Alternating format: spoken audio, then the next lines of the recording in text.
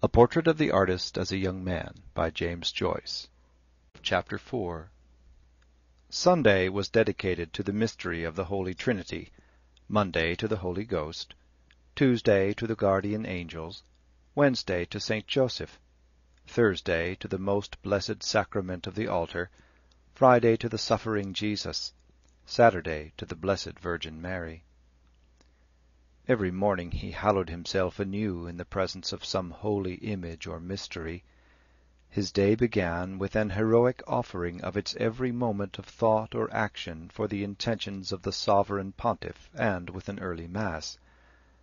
The raw morning air whetted his resolute piety, and often as he knelt among the few worshippers at the side altar, following with his interleaved prayer-book the murmur of the priest, he glanced up for an instant towards the vested figure standing in the gloom between the two candles, which were the Old and the New Testaments, and imagined that he was kneeling at Mass in the catacombs. His daily life was laid out in devotional areas. By means of ejaculations and prayers he stored up ungrudgingly for the souls in purgatory centuries of days, and quarantines and years. Yet the spiritual triumph which he felt in achieving with ease so many fabulous ages of canonical penances did not wholly reward his zeal of prayer, since he could never know how much temporal punishment he had remitted by way of suffrage for the agonizing souls, and, fearful lest in the midst of the purgatorial fire, which differed from the infernal only in that it was not everlasting, his penance might avail no more than a drop of moisture, he drove his soul daily through an increasing circle of works of supererogation. Every part of his day, divided by what he regarded now as the duties of his station in life, circled about its own centre of spiritual energy.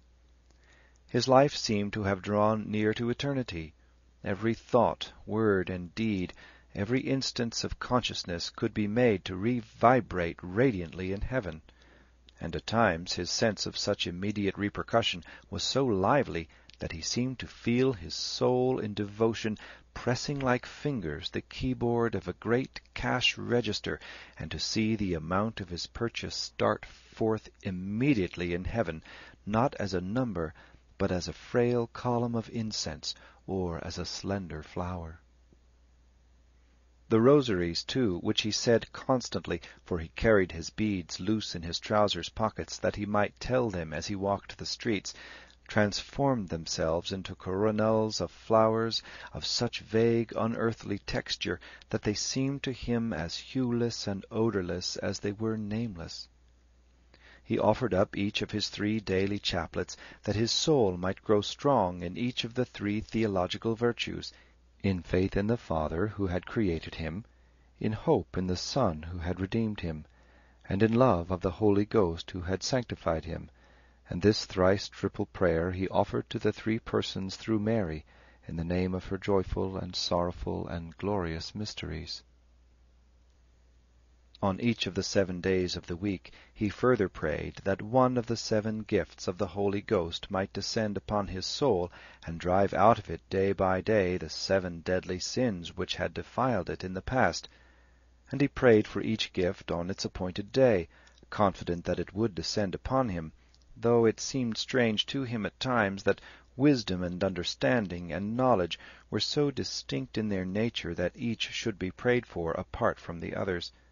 Yet he believed that at some future stage of his spiritual progress this difficulty would be removed when his sinful soul had been raised up from its weakness and enlightened by the 3rd person of the most blessed Trinity.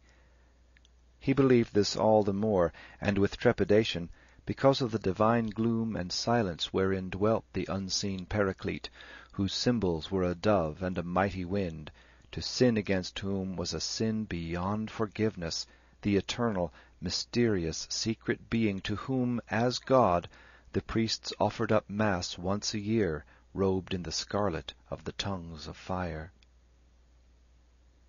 The imagery through which the nature and kinship of the 3 persons of the Trinity were darkly shadowed forth in the books of devotion which he read, the Father contemplating from all eternity as in a mirror his divine perfections, and thereby begetting eternally the eternal Son, and the Holy Spirit proceeding out of Father and Son from all eternity, were easier of acceptance by his mind by reason of their august incomprehensibility than was the simple fact that God had loved his soul from all eternity, for ages before he had been born into the world, for ages before the world itself had existed. He had heard the names of the passions of love and hate pronounced solemnly on the stage and in the pulpit, had found them set forth solemnly in books, and had wondered why his soul was unable to harbor them for any time, or to force his lips to utter their names with conviction. A brief anger had often invested him, but he had never been able to make it an abiding passion, and had always felt himself passing out of it as if his very body were being divested with ease of some outer skin or peel. He had felt a subtle, dark, and murmurous presence penetrate his being, and fire him with a brief iniquitous lust. It, too, had slipped beyond his grasp, leaving his mind lucid and indifferent. This, it seemed, was the only love, and that the only hate, his soul would harbor. But he could no longer disbelieve in the reality of love, since God himself had loved his individual soul with divine love from all eternity. Gradually, as his soul was enriched with spiritual knowledge, he saw the whole world forming one vast symmetrical expression of God's power and love. Life became a divine gift for every moment and sensation of which, were it even the sight of a single leaf hanging on the twig of a tree, his soul should praise and thank the giver. The world, for all its solid substance and complexity, no longer existed for his soul save as a theorem of divine power and love and universality. So entire and unquestionable was this sense of the divine meaning in all nature granted to his soul, that he could scarcely understand why it was in any way necessary that he should continue to live. Yet that was part of the divine purpose, and he dared not question its use, he above all others who had sinned so deeply and so foully against the divine purpose.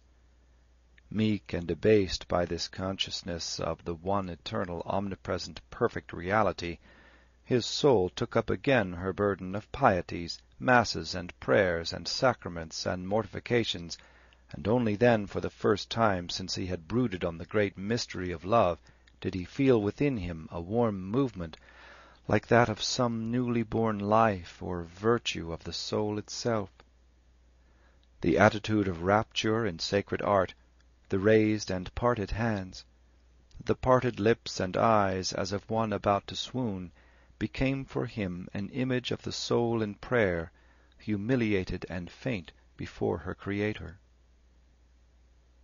But he had been forewarned of the dangers of spiritual exaltation, and did not allow himself to desist from even the least or lowliest devotion, striving also by constant mortification to undo the sinful past rather than to achieve a saintliness fraught with peril. Each of his senses was brought under a rigorous discipline. In order to mortify the sense of sight, he made it his rule to walk in the street with downcast eyes, glancing neither to right nor left, and never behind him. His eyes shunned every encounter with the eyes of women. From time to time he also balked them by a sudden effort of the will, as by lifting them suddenly in the middle of an unfinished sentence and closing the book. To mortify his hearing he exerted no control over his voice, which was then breaking, neither sang nor whistled, and made no attempt to flee from noises which caused him painful nervous irritation, such as the sharpening of knives on the knife-board, the gathering of cinders on the fire-shovel, and the twigging of the carpet.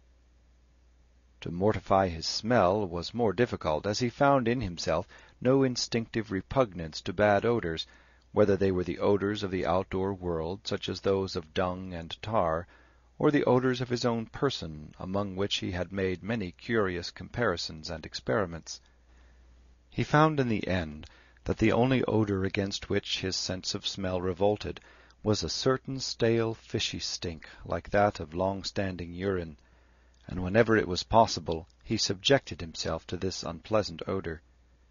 To mortify the taste, he practised strict habits at table, observed to the letter all the fasts of the Church, and sought by distraction to divert his mind from the savours of different foods. But it was to the mortification of touch that he brought the most assiduous ingenuity of inventiveness.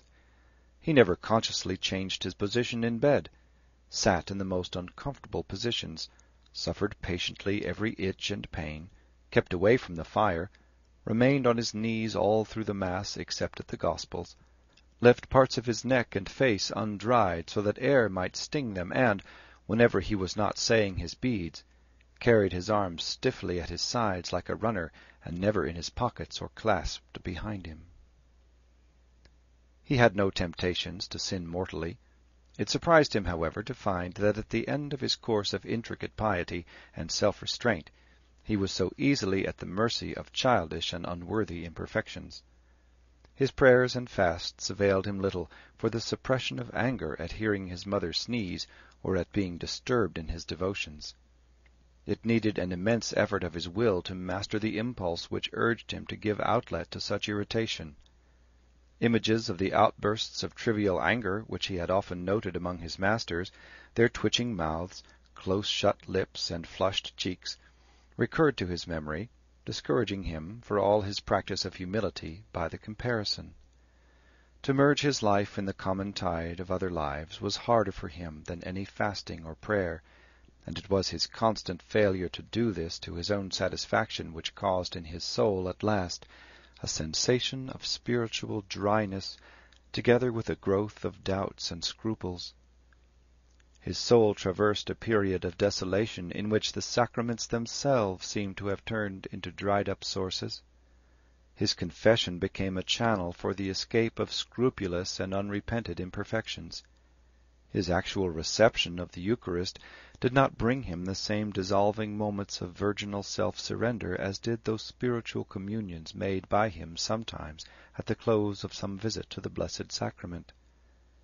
The book which he used for these visits was an old neglected book written by St. Alphonsus Liguori, with fading characters and sere, fox-papered leaves. A faded world of fervent love and virginal responses seemed to be evoked for his soul by the reading of its pages, in which the imagery of the canticles was interwoven with the communicant's prayers. An inaudible voice seemed to caress the soul, telling her names and glories, bidding her arise as for espousal and come away, bidding her look forth, a spouse, from Amana and from the mountains of the leopards. And the soul seemed to answer with the same inaudible voice, surrendering herself, inter ubera mea commorabitur. This idea of surrender had a perilous attraction for his mind, now that he felt his soul beset once again by the insistent voices of the flesh, which began to murmur to him again during his prayers and meditations. It gave him an intense sense of power to know that he could, by a single act of consent, in a moment of thought, undo all that he had done.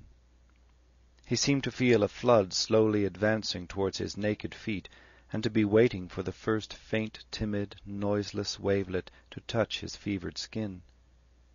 Then, almost at the instant of that touch, almost at the verge of sinful consent, he found himself standing far away from the flood upon a dry shore, saved by a sudden act of the will or a sudden ejaculation, and, seeing the silver line of the flood far away, and beginning again its slow advance towards his feet, a new thrill of power and satisfaction shook his soul to know that he had not yielded nor undone all. When he had eluded the flood of temptation many times in this way, he grew troubled, and wondered whether the grace which he had refused to lose was not being filched from him little by little. The clear certitude of his own immunity grew dim, and to it succeeded a vague fear that his soul had really fallen unawares. It was with difficulty that he won back his old consciousness of his state of grace by telling himself that he had prayed to God at every temptation, and that the grace which he had prayed for must have been given to him inasmuch as God was obliged to give it. The very frequency and violence of temptations showed him at last the truth of what he had heard about the trials of the saints. frequent and violent temptations were a proof that the citadel of the soul had not fallen, and that the devil raged to make it fall. Often, when he had confessed his doubts and scruples, some momentary inattention at prayer, a movement of trivial anger in his soul, or a subtle wilfulness in speech or act, he was bidden by his confessor to name some sin of his past life before absolution was given him. He named it with humility and shame, and repented of it once more. It humiliated and shamed him to think that he would never be freed from it wholly, however holily he might live, or whatever virtues or perfections he might attain. A restless feeling of guilt would always be present with him. He would confess and repent and be absolved, confess and repent again and be absolved again fruitlessly. Perhaps that first hasty confession wrung from him by the fear of hell had not been good. Perhaps, concerned only for his imminent doom, he had not had sincere sorrow for his sin. But the surest sign that his confession had been good, and that he had had sincere sorrow for his sin, was, he knew, the amendment of his life. "I have amended my life, have I not?" he asked himself. The director stood in the embrasure of the window, his back to the light, leaning an elbow on the brown cross-blind, and, as he spoke and smiled, slowly dangling and looping the cord of the other blind. Stephen stood before him, following for a moment with his eyes the waning of the long summer daylight above the roofs, or the slow, deft movements of the priestly fingers. The priest's face was in total shadow, but the waning daylight from behind him touched the deeply grooved temples and the curves of the skull. Stephen followed also with his ears the accents and intervals of the priest's voice as he spoke gravely and cordially of indifferent themes, the vacation which had just ended, the colleges of the order abroad, the transference of masters. The grave and cordial voice went on easily with its tale, and in the pauses Stephen felt bound to set it on again with respectful questions. He knew that the tale was a prelude, and his mind waited for the sequel. Ever since the message of summons had come for him from the director, his mind had struggled to find the meaning of the message, and during the long, restless time he had sat in the college parlour waiting for the director to come in, his eyes had wandered from one sober picture to another around the walls, and his mind wandered from one guest to another until the meaning of the summons had almost become clear. Then, just as he was wishing that some unforeseen cause might prevent the director from coming, he had heard the handle of the door turning and the swish of a soutane. The director had begun to speak of the Dominican and Franciscan orders and of the friendship between St. Thomas and St. Bonaventure. The Capuchin dress, he thought, was rather too... Stephen's face gave back the priest's indulgent smile, and, not being anxious to give an opinion, he made a slight dubitative movement with his lips. "I believe," continued the director, "that there is some talk now among the Capuchins themselves of doing away with it and following the example of the other Franciscans." "I suppose they would retain it in the cloister," said Stephen. "Oh, certainly," said the director. "For the cloister it is all right, but for the street I really think it would be better to do away with it, don't you?" "It must be troublesome, I imagine." "Of course it is, of course. Just imagine, when I was in Belgium, I used to see them out cycling in all kinds of weather, with this thing up about their knees. It was really ridiculous. Les jupes, they call them in Belgium." The vowel was so modified as to be indistinct. "What do they call them?" "Les jupes." "Oh." Stephen smiled again in answer to the smile which he could not see on the priest's shadowed face, its image or spectre only passing rapidly across his mind as the low, discreet accent fell upon his ear. He gazed calmly before him at the waning sky, glad of the cool of the evening and the faint yellow glow which hid the tiny flame kindling upon his cheek. The names of articles of dress worn by women, or of certain soft and delicate stuffs used in their making, brought always to his mind a delicate and sinful perfume. As a boy he had imagined the reins by which horses are driven as slender silken bands, and it shocked him to feel at Stradbroke the greasy leather of harness. It had shocked him, too, when he had felt for the first time beneath his tremulous fingers the brittle texture of a woman's stocking, for, retaining nothing of all he read save that which seemed to him an echo or a prophecy of his own state, it was only amid soft-worded phrases or within rose-soft stuffs that he dared to conceive of the soul or body of a woman moving with tender life. But the phrase on the priest's lips was disingenuous, for he knew that a priest should not speak lightly on that theme. The phrase had been spoken lightly with design, and he felt that his face was being searched by the eyes in the shadow. Whatever he had heard or read of the craft of Jesuits he had put aside, frankly, as not borne out by his own experience. His masters, even when they had not attracted him, had seemed to him always intelligent and serious priests, athletic and high-spirited prefects. He thought of them as men who washed their bodies briskly with cold water and wore clean cold linen. During all the years he had lived among them in Clongowes and in Belvedere he had received only 2 pandies, and, though these had been dealt him in the wrong, he knew that he had often escaped punishment. During all those years he had never heard from any of his masters a flippant word.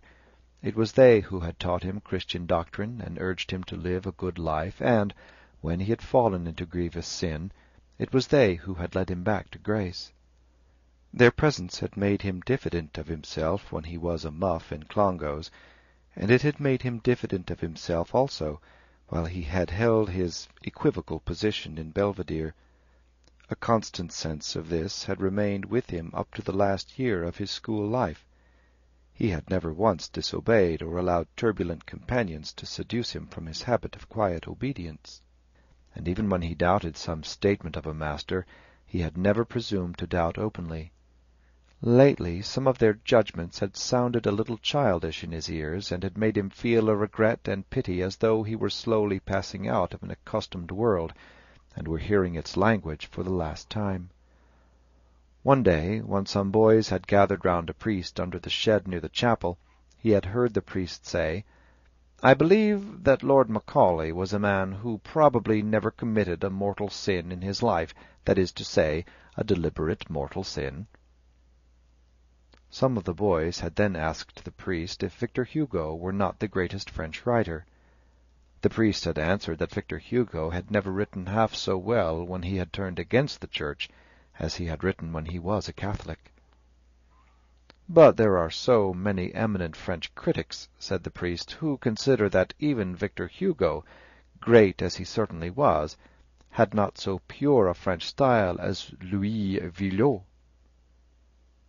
The tiny flame which the priest's allusion had kindled upon Stephen's cheek had sunk down again, and his eyes were still fixed calmly on the colourless sky. But an unresting doubt flew hither and thither before his mind. Masked memories passed quickly before him. He recognized scenes and persons, yet he was conscious that he had failed to perceive some vital circumstance in them. He saw himself walking about the grounds, watching the sports in Clongowes, and eating Slim Jim out of his cricket cap. Some Jesuits were walking round the cycle-track in the company of ladies. The echoes of certain expressions used in Clongowes sounded in remote caves of his mind. His ears were listening to these distant echoes amid the silence of the parlour, when he became aware that the priest was addressing him in a different voice. "I sent for you today, Stephen, because I wished to speak to you on a very important subject." "Yes, sir." "Have you ever felt that you had a vocation?" Stephen parted his lips to answer yes, and then withheld the word suddenly. The priest waited for the answer, and added, "I mean, have you ever felt within yourself, in your soul, a desire to join the order? Think." "I have sometimes thought of it," said Stephen. The priest let the blind cord fall to one side, and, uniting his hands, leaned his chin gravely upon them, communing with himself. "In a college like this," he said at length, "there is one boy, or perhaps 2 or 3 boys, whom God calls to the religious life. Such a boy is marked off from his companions by his piety, by the good example he shows to others. He is looked up to by them. He is chosen, perhaps, as prefect by his fellow sodalists. And you, Stephen, have been such a boy in this college, prefect of Our Blessed Lady's sodality. Perhaps you are the boy in this college whom God designs to call to himself." A strong note of pride, reinforcing the gravity of the priest's voice, made Stephen's heart quicken in response. "To receive that call, Stephen," said the priest, "is the greatest honor that the Almighty God can bestow upon a man. No king or emperor on this earth has the power of the priest of God. No angel or archangel in heaven, no saint, not even the Blessed Virgin herself has the power of a priest of God, the power of the keys, the power to bind and to loose from sin, the power of exorcism, the power to cast out from the creatures of God the evil spirits that have power over them, the power, the authority, to make the great God of heaven come down upon the altar and take the form of bread and wine. What an awful power, Stephen!" A flame began to flutter again on Stephen's cheek as he heard in this proud address an echo of his own proud musings. How often had he seen himself as a priest wielding calmly and humbly the awful power of which angels and saints stood in reverence! His soul had loved to muse in secret on this desire. He had seen himself, a young and silent-mannered priest, entering a confessional swiftly, ascending the altar steps, incensing, genuflecting, accomplishing the vague acts of the priesthood which pleased him by reason of their semblance of reality and of their distance from it. In that dim life which he had lived through in his musings, he had assumed the voices and gestures which he had noted with various priests. He had bent his knees sideways like such a one. He had shaken the thurible only slightly like such a one. His chasuble had swung open like that of such another, as he had turned to the altar again after having blessed the people. And above all it had pleased him to fill the second place in those dim scenes of his imagining. He shrank from the dignity of celebrant because it displeased him to imagine that all the vague pomp should end in his own person, or that the ritual should assign to him so clear and final an office. He longed for the minor sacred offices, to be vested with the tunicle of subdeacon at high mass, to stand aloof from the altar, forgotten by the people, his shoulders covered with a humeral veil, holding the paten within its folds, or, when the sacrifice had been accomplished, to stand as deacon in a dalmatic of cloth of gold on the step below the celebrant, his hands joined and his face towards the people, and sing the chant, Ite missa est. If ever he had seen himself celebrant, it was as in the pictures of the Mass in his child's Mass book, in a church without worshippers, save for the angel of the sacrifice, at a bare altar, and served by an acolyte scarcely more boyish than himself. In vague sacrificial or sacramental acts alone, his will seemed drawn to go forth to encounter reality, and it was partly the absence of an appointed rite which had always constrained him to inaction, whether he had allowed silence to cover his anger or pride, or had suffered only an embrace he longed to give. He listened in reverent silence now to the priest's appeal, and through the words he heard even more distinctly a voice bidding him approach, offering him secret knowledge and secret power. He would know then what was the sin of Simon Magus, and what the sin against the Holy Ghost for which there was no forgiveness. He would know obscure things, hidden from others, from those who were conceived and born children of wrath.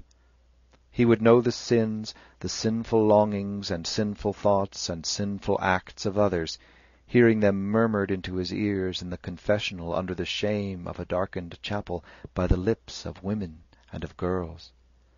but rendered immune mysteriously at his ordination by the imposition of hands, his soul would pass again uncontaminated to the white peace of the altar.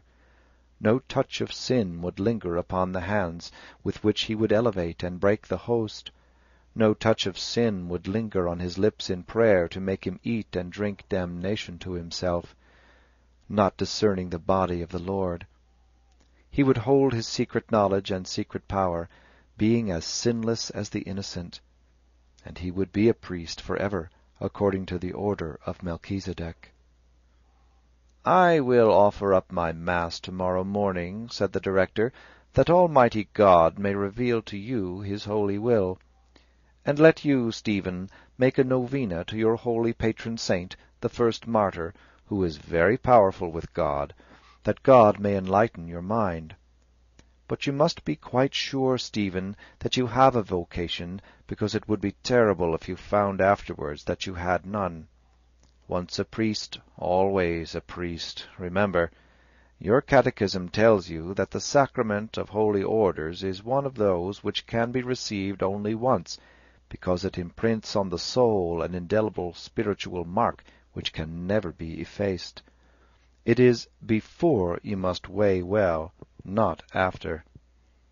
It is a solemn question, Stephen, because on it may depend the salvation of your eternal soul, but we will pray to God together."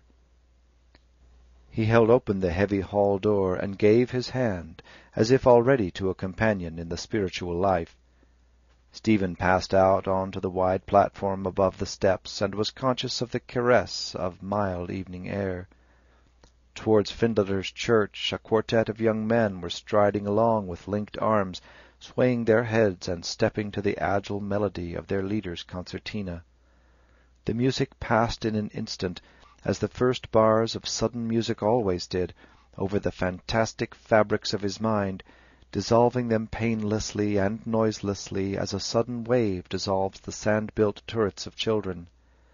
Smiling at the trivial air, he raised his eyes to the priest's face and, seeing in it a mirthless reflection of the sunken day, detached his hand slowly, which had acquiesced faintly in that companionship. As he descended the steps, the impression which effaced his troubled self-communion was that of a mirthless mask reflecting a sunken day from the threshold of the college. The shadow, then, of the life of the college passed gravely over his consciousness. It was a grave and ordered and passionless life that awaited him, a life without material cares. He wondered how he would pass the first night in the novitiate, and with what dismay he would wake the first morning in the dormitory. The troubling odor of the long corridors of Clongowes came back to him, and he heard the discreet murmur of the burning gas-flames. At once, from every part of his being, unrest began to irradiate. A feverish quickening of his pulses followed, and a din of meaningless words drove his reasoned thoughts hither and thither confusedly. His lungs dilated and sank as if he were inhaling a warm, moist, unsustaining air, and he smelt again the warm, moist air which hung in the bath in Clongowes above the sluggish, turf-coloured water. Some instinct, waking at these memories, stronger than education or piety, quickened within him at every near approach to that life, an instinct subtle and hostile, and armed him against acquiescence. The chill and order of the life repelled him. He saw himself rising in the cold of the morning and filing down with the others to early Mass, and trying vainly to struggle with his prayers against the fainting sickness of his stomach. He saw himself sitting at dinner with the community of a college. What, then, had become of that deep-rooted shyness of his which had made him loth to eat or drink under a strange roof? What had come of the pride of his spirit which had always made him conceive himself as a being apart in every order? The Reverend Stephen Dedalus, S.J.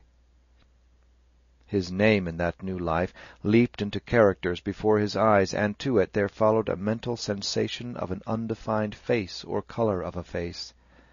The colour faded and became strong like a changing glow of pallid brick red. Was it the raw reddish glow he had so often seen on wintry mornings on the shaven gills of the priests? The face was eyeless and sour-favoured and devout, shot with pink tinges of suffocated anger. Was it not a mental spectre of the face of one of the Jesuits, whom some of the boys called Lantern-Jaws, and others Foxy Campbell? He was passing at that moment before the Jesuit house in Gardiner Street, and wondered vaguely which window would be his if he ever joined the order. Then he wondered at the vagueness of his wonder, at the remoteness of his soul from what he had hitherto imagined her sanctuary, at the frail hold which so many years of order and obedience had of him, when once a definite and irrevocable act of his threatened to end for ever, in time and in eternity, his freedom. The voice of the director urging upon him the proud claims of the Church and the mystery and power of the priestly office repeated itself idly in his memory. His soul was not there to hear and greet it, and he knew now that the exhortation he had listened to had already fallen into an idle, formal tale. He would never swing the thurible before the tabernacle as priest. His destiny was to be elusive of social or religious orders. The wisdom of the priest's appeal did not touch him to the quick. He was destined to learn his own wisdom apart from others, or to learn the wisdom of others himself, wandering among the snares of the world. The snares of the world were its ways of sin. He would fall. He had not yet fallen, but he would fall silently in an instant. Not to fall was too hard, and he felt the silent lapse of his soul, as it would be at some instant to come, falling but not yet fallen, still unfallen but about to fall. He crossed the bridge over the stream of the Tolka, and turned his eyes coldly for an instant towards the faded blue shrine of the Blessed Virgin, which stood fowl-wise on a pole in the middle of a ham-shaped encampment of poor cottages. Then, bending to the left, he followed the lane which led up to his house. The faint sour stink of rotted cabbages came towards him from the kitchen gardens on the rising ground above the river. He smiled to think that it was this disorder, the misrule and confusion of his father's house, and the stagnation of vegetable life, which was to win the day in his soul. Then a short laugh broke from his lips as he thought of that solitary farm-hand in the kitchen gardens behind their house, whom they had nicknamed the Man with the Hat. A second laugh, taking rise from the first after a pause, broke from him involuntarily as he thought of how the Man with the Hat worked, considering in turn the 4 points of the sky, and then regretfully plunging his spade in the earth. He pushed open the latchless door of the porch and passed through the naked hallway into the kitchen. A group of his brothers and sisters was sitting round the table. Tea was nearly over, and only the last of the second watered tea remained in the bottoms of the small glass jars and jam-pots which did service for teacups. Discarded crusts and lumps of sugared bread, turned brown by the tea which had been poured over them, lay scattered on the table. Little wells of tea lay here and there on the board, and a knife with a broken ivory handle was stuck through the pith of a ravaged turnover. The sad, quiet, grey-blue glow of the dying day came through the window and the open door, covering over and allaying quietly a sudden instinct of remorse in Stephen's heart.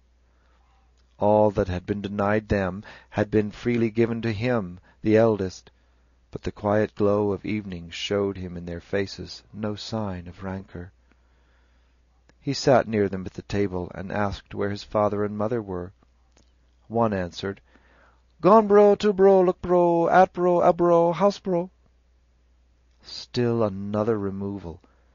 A boy named Fallon in Belvedere had often asked him with a silly laugh why they moved so often. A frown of scorn darkened quickly his forehead as he heard again the silly laughter of the questioner. He asked, "Why are we on the move again, if it's a fair question?" The same sister answered, "Because bro, though bro, land bro, lord bro, will bro, put bro, us bro, out bro." The voice of his youngest brother from the farther side of the fireplace began to sing the air "Oft in the Stilly Night." One by one the others took up the air, until a full choir of voices was singing.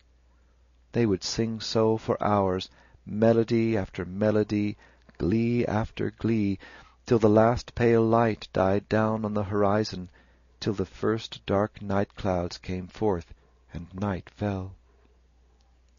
He waited for some moments, listening, before he too took up the air with them. He was listening with pain of spirit to the overtone of weariness behind their pale, fresh, innocent voices.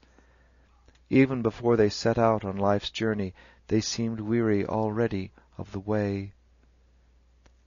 He heard the choir of voices in the kitchen echoed and multiplied through an endless reverberation of the choirs of endless generations of children, and heard in all the echoes an echo also of the recurring note of weariness and pain. All seemed weary of life even before entering upon it, and he remembered that Newman had heard this note also in the broken lines of Virgil, giving utterance, like the voice of nature herself, to that pain and weariness, yet hope of better things, which has been the experience of her children in every time. He could wait no longer. From the door of Byron's public-house to the gate of Clontarf Chapel, from the gate of Clontarf Chapel to the door of Byron's public-house, and then back again to the chapel, and then back again to the public-house, he had paced slowly at first, planting his steps scrupulously in the spaces of the patchwork of the footpath, then timing their fall to the fall of verses. A full hour had passed since his father had gone in with Dan Crosby, the tutor, to find out for him something about the university. For a full hour he had paced up and down, waiting, but he could wait no longer. He set off abruptly for the Bull, walking rapidly lest his father's shrill whistle might call him back, and in a few moments he had rounded the curve at the police barrack and was safe. Yes, his mother was hostile to the idea, as he had read from her listless silence. Yet her mistrust pricked him more keenly than his father's pride, and he thought coldly how he had watched the faith which was fading down in his soul, aging and strengthening in her eyes. A dim antagonism gathered force within him, and darkened his mind as a cloud against her disloyalty, and when it passed cloud-like, leaving his mind serene and dutiful towards her again, he was made aware dimly and without regret of a first noiseless sundering of their lives. The university! So he had passed beyond the challenge of the centuries who had stood as guardians of his boyhood, and had sought to keep him among them that he might be subject to them and serve their ends. Pride after satisfaction uplifted him like long, slow waves. The end he had been born to serve, yet did not see, had led him to escape by an unseen path, and now it beckoned to him once more, and a new adventure was about to be opened to him. It seemed to him that he heard notes of fitful music leaping upwards a tone and downwards a diminished fourth, upwards a tone and downwards a major third, like triple branching flames leaping fitfully, flame after flame, out of a midnight wood.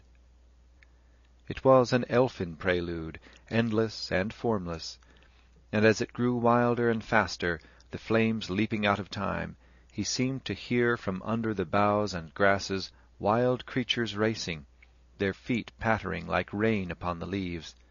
Their feet passed in pattering tumult over his mind, the feet of hares and rabbits, the feet of harts and hinds and antelopes, until he heard them no more, and remembered only a proud cadence from Newman, whose feet are as the feet of harts, and underneath the everlasting arms.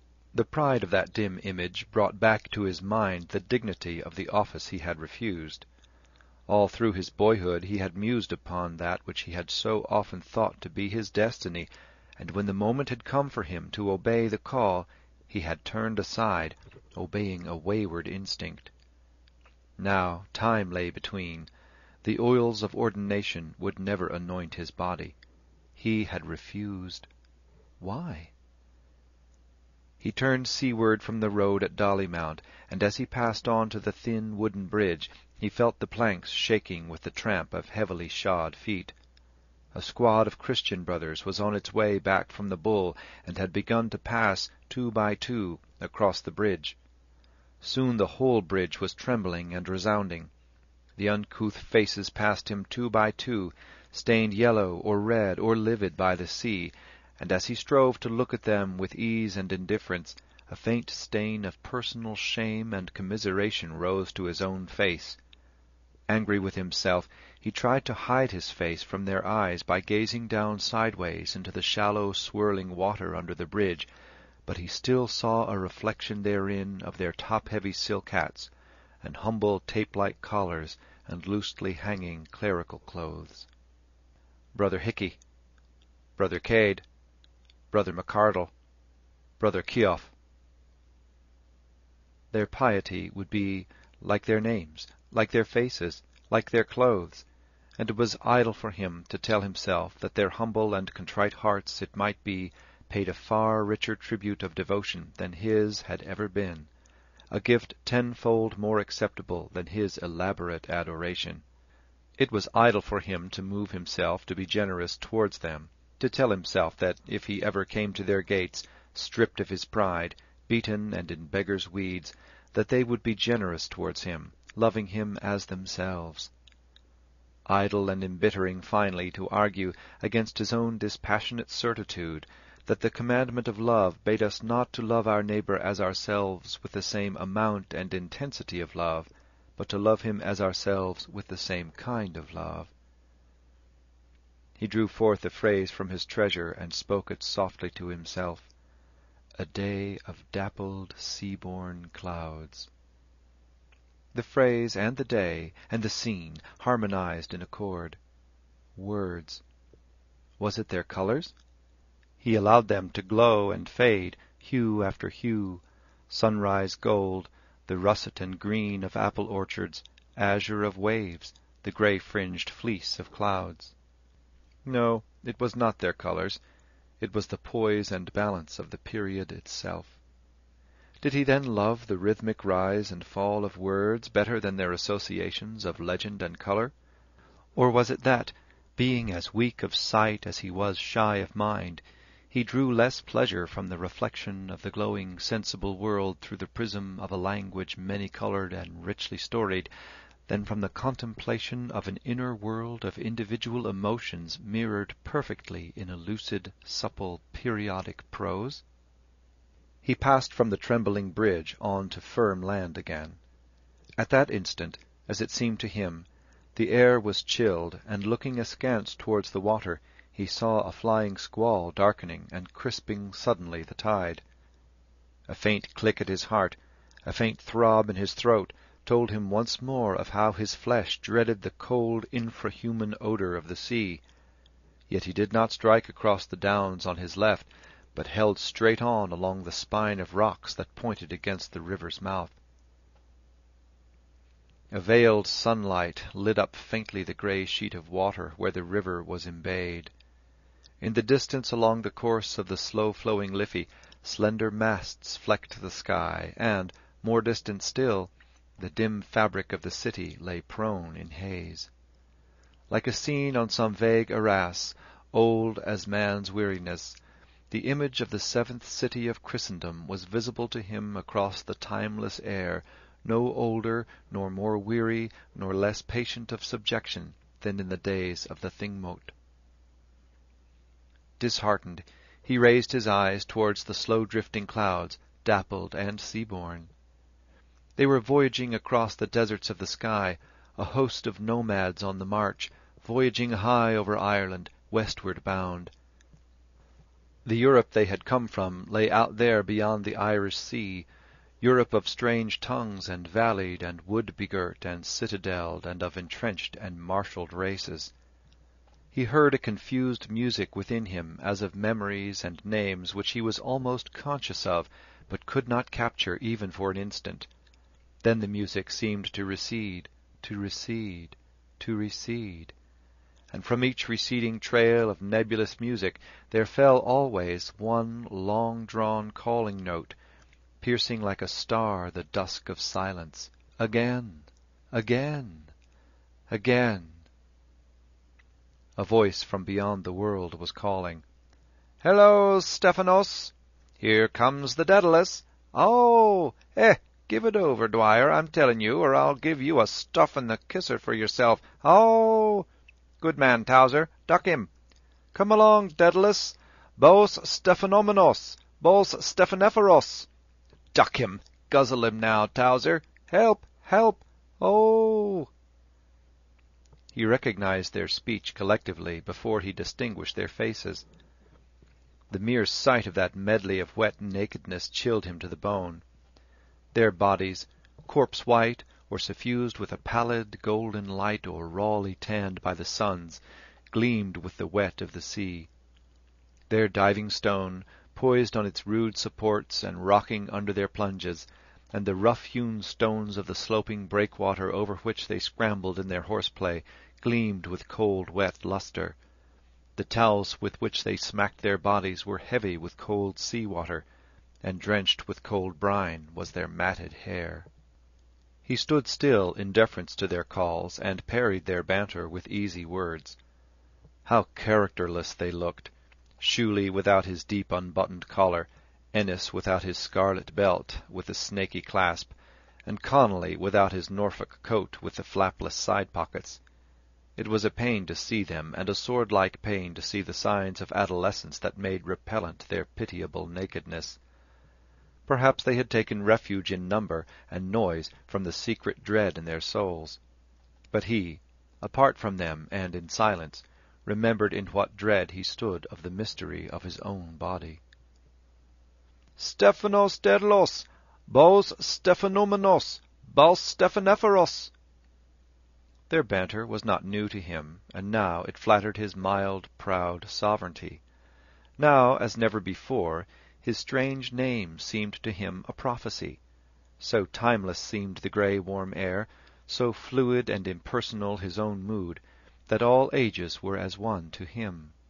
A moment before, the ghost of the ancient kingdom of the Danes had looked forth through the vesture of the haze-wrapped city.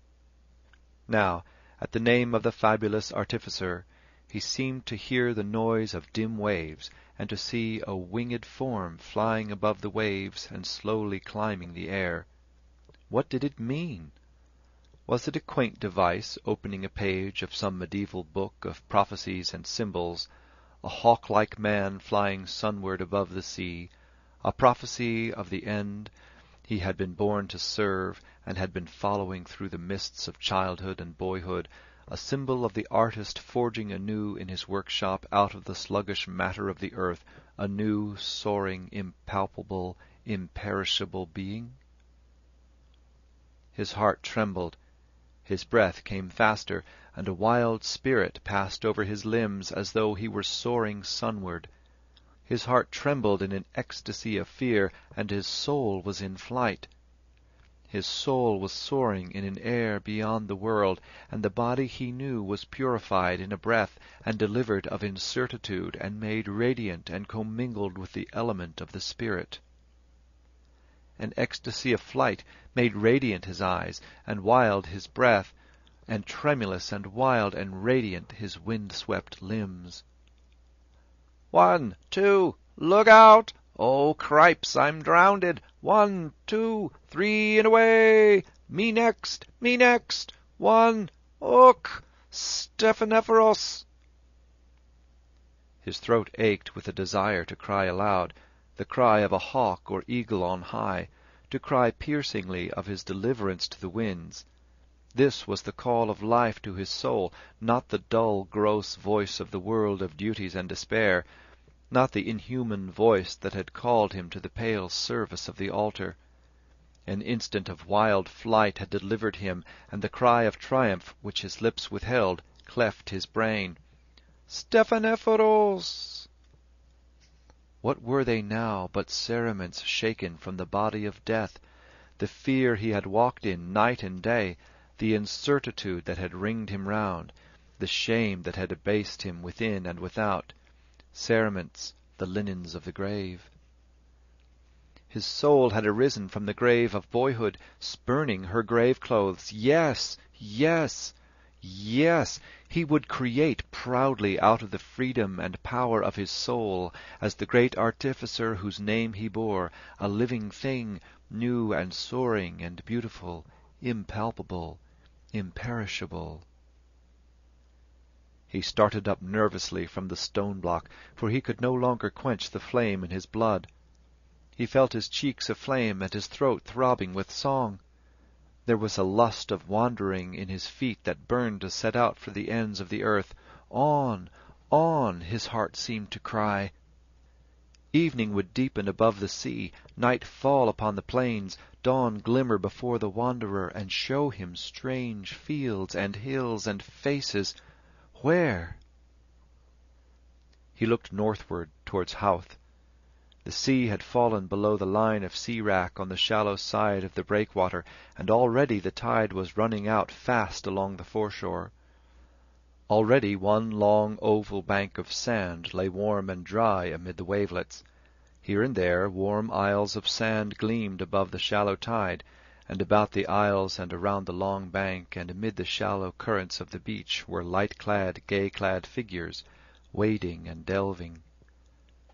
In a few moments he was barefoot, his stockings folded in his pockets, and his canvas shoes dangling by their knotted laces over his shoulders, and, picking a pointed, salt-eaten stick out of the jetsam among the rocks, he clambered down the slope of the breakwater. There was a long rivulet in the sand, and, as he waded slowly up its course, he wondered at the endless drift of seaweed. Emerald and black and russet and olive, it moved beneath the current, swaying and turning. The water of the rivulet was dark with endless drift, and mirrored the high-drifting clouds. The clouds were drifting above him silently, and silently the sea-tangle was drifting below him, and the grey warm air was still, and a new wild life was singing in his veins. Where was his boyhood now? Where was the soul that had hung back from her destiny, to brood alone upon the shame of her wounds, and in her house of squalor and subterfuge to queen it in faded cerements and in wreaths that withered at the touch? Or where was he? He was alone. He was unheeded, happy and near to the wild heart of life. He was alone and young and wilful and wild-hearted, alone amid a waste of wild air and brackish waters, and the sea-harvest of shells and tangle and veiled grey sunlight and gay-clad, light-clad figures of children and girls and voices childish and girlish in the air. A girl stood before him in mid-stream, alone and still, gazing out to sea. She seemed like one whom magic had changed into the likeness of a strange and beautiful sea-bird. Her long, slender, bare legs were delicate as a crane's, and pure, save where an emerald trail of seaweed had fashioned itself as a sign upon the flesh. Her thighs, fuller and soft-hued as ivory, were bared almost to the hips, where the white fringes of her drawers were like featherings of soft white down. Her slate-blue skirts were kilted boldly about her waist and dovetailed behind her. Her bosom was as a bird's, soft and slight, slight and soft as the breast of some dark-plumaged dove. But her long fair hair was girlish, and touched with the wonder of mortal beauty, her face. She was alone and still, gazing out to sea, and when she felt his presence and the worship of his eyes, her eyes turned to him in quiet sufferance of his gaze, without shame or wantonness. Long, long she suffered his gaze, and then quietly withdrew her eyes from his and bent them towards the stream, gently stirring the water with her foot hither and thither. The first faint noise of gently moving water broke the silence, low and faint and whispering, faint as the bells of sleep. Hither and thither, and a faint flame trembled on her cheek. "Heavenly God!" cried Stephen's soul in an outburst of profane joy. He turned away from her suddenly and set off across the strand. His cheeks were aflame, his body was aglow, His limbs were trembling. On and on and on and on he strode, far out over the sands, singing wildly to the sea, crying to greet the advent of the life that had cried to him. Her image had passed into his soul forever, and no word had broken the holy silence of his ecstasy. Her eyes had called him, and his soul had leaped at the call. To live, to err, to fall, to triumph, to recreate life out of life. A wild angel had appeared to him, the angel of mortal youth and beauty, an envoy from the fair courts of life, to throw open before him in an instant of ecstasy the gates of all the ways of error and glory, on and on and on and on. He halted suddenly and heard his heart in the silence. How far had he walked? What hour was it? There was no human figure near him, nor any sound borne to him over the air. But the tide was near the turn, and already the day was on the wane. He turned landward and ran towards the shore, and, running up the sloping beach, reckless of the sharp shingle, found a sandy nook amid a ring of tufted sand-knolls, and lay down there that the peace and silence of the evening might still the riot of his blood. He felt above him the vast indifferent dome and the calm processes of the heavenly bodies, and the earth beneath him, the earth that had borne him, had taken him to her breast. He closed his eyes in the languor of sleep. His eyelids trembled as if they felt the vast cyclic movement of the earth and her watchers, trembled as if they felt the strange light of some new world. His soul was swooning into some new world, fantastic, dim, uncertain as under sea, traversed by cloudy shapes and beings. A world, a glimmer, or a flower? Glimmering and trembling, trembling and unfolding, a breaking light, an opening flower, it spread in endless succession to itself, breaking in full crimson and unfolding and fading to palest rose, leaf by leaf, and wave of light by wave of light, flooding all the heavens with its soft flushes, every flush deeper than other. Evening had fallen when he woke, and the sand and arid grasses of his bed glowed no longer. He rose slowly and, recalling the rapture of his sleep, sighed at its joy. He climbed to the crest of the sand-hill and gazed about him. Evening had fallen. A rim of the young moon cleft the pale waste of sky like the rim of a silver hoop embedded in grey sand, and the tide was flowing in fast to the land with a low whisper of her waves, islanding a few last figures in distant pools. End of Chapter 4.